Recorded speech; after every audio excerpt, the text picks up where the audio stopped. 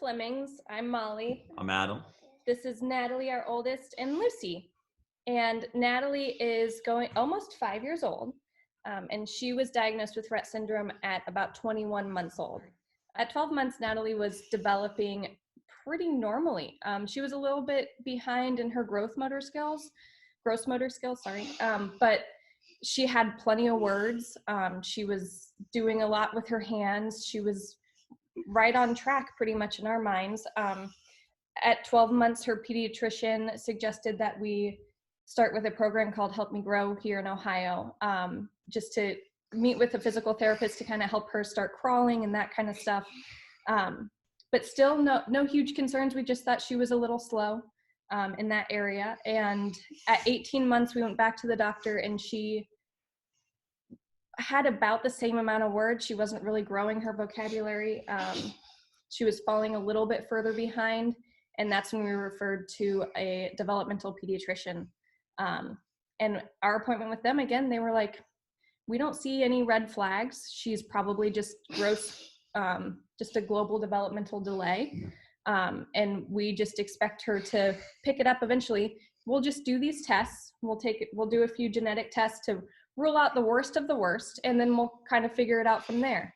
And we got all of the results back. Rett was actually the last one to come back. But we got all of the results back. They all came back fine. The doctors kept saying, yep, this is just what we expected. Everything's going to be fine. And then we got the call on August 21st.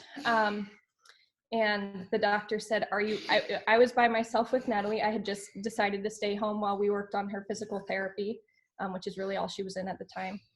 And the doctor called and she said, are you by yourself? And I said, I am. And she goes, okay, well, the Rett came back positive, and we had purposefully not researched what they were testing for. Whether that's good or bad, I don't know, but we would rather not be worried about something since everyone was so sure it was nothing to worry about. So I saw the notes not too long ago that I took that day. I spelled it wrong. I had no idea what was going on. I was just scribbling down everything that came out of her mouth.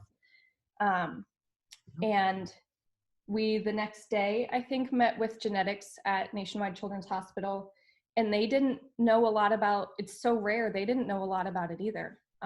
So they kind of told us what they could tell us, which is the same that we found on the internet. And I think the biggest thing was the following day, we took Natalie to her weekly physical therapy appointment, and her physical therapist knew what it was already treating a girl with it. And we walked into the office, and she just, pre-COVID, came and hugged me. And we just sat for Natalie's whole hour and just loved on her.